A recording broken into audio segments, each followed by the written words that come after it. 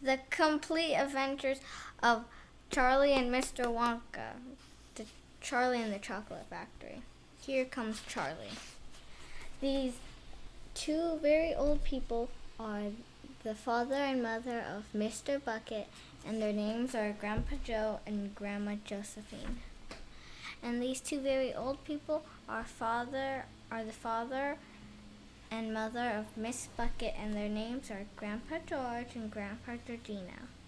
This is Mr. Bucket and Mrs. Bucket. And Mr. and Mrs. Bucket have a small boy whose name is Charlie Bucket. This is Charlie. How do you do? And how do you do?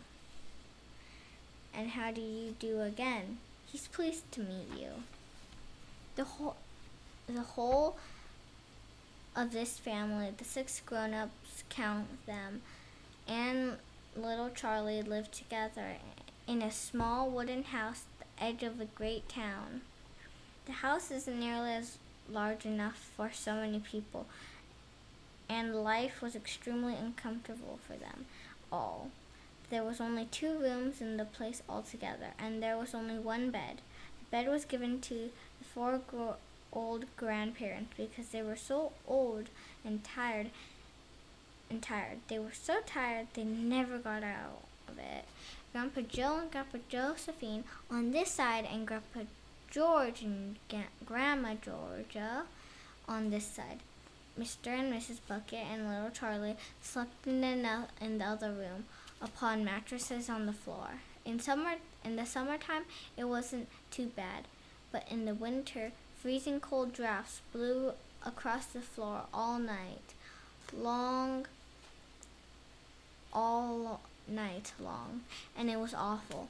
There wasn't any question of them being able to buy a better house, or even 1 more bed to sleep in.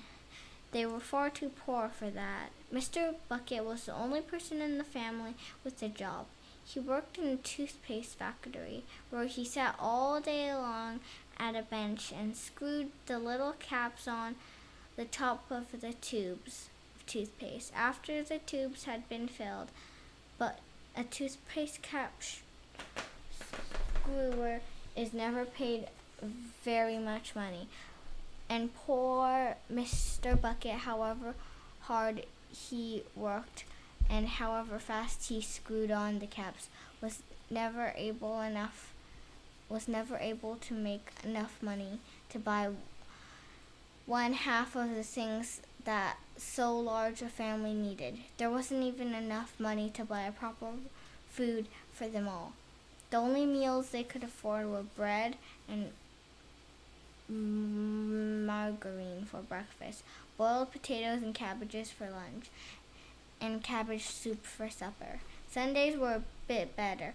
They all looked forward to Sunday because then, although they had exactly the same, everyone was allowed a second helping.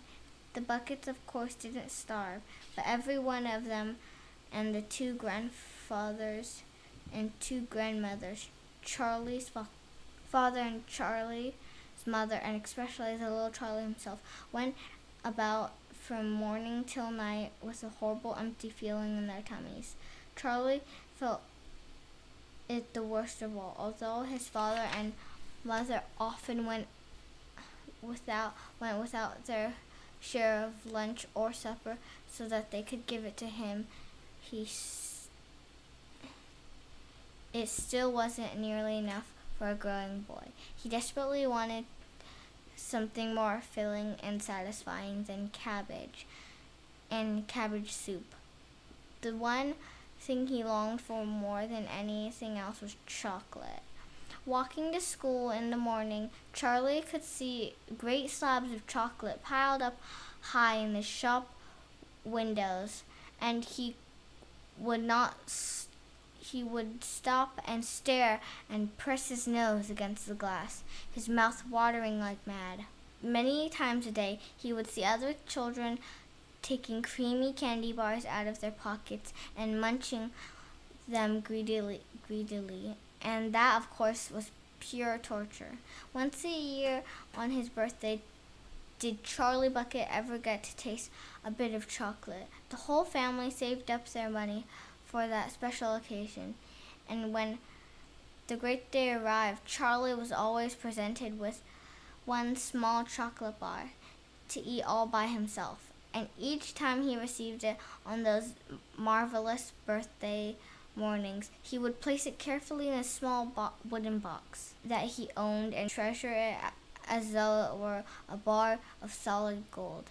And for the next few days, he would allow himself only to look at it, but never to touch it. Then at last, when he would stand it no longer, he would peel back a tiny bit of the paper wrapping at one corner to expose a tiny bit of chocolate, and then he would take a tiny nibble, just enough to allow the lovely sweet taste to spread out slowly over his tongue.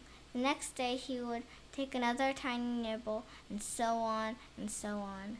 And in this way, Charlie would make his 10-cent bar of birthday chocolate last him for more than a month. But I haven't yet told you about one awful thing that tortured little Charlie, the lover of chocolate more than anything else. This thing for him was far, far worse than seeing slabs of chocolate in the shop windows or watching other children munching creamy candy bars right in front of him. It was the most terrible, torturing thing you could ever imagine. And it was this. In the town itself, actually within sight of the house in which Charlie lived in, there was an enormous chocolate factory. Just imagine that. And it wasn't simply an ordinarily enormous chocolate factory either. It was the largest and most famous in the whole world. It was Wonka's chocolate factory, owned by a man called Willy Wonka, the greatest inventor and maker of chocolates that was there, ever has been.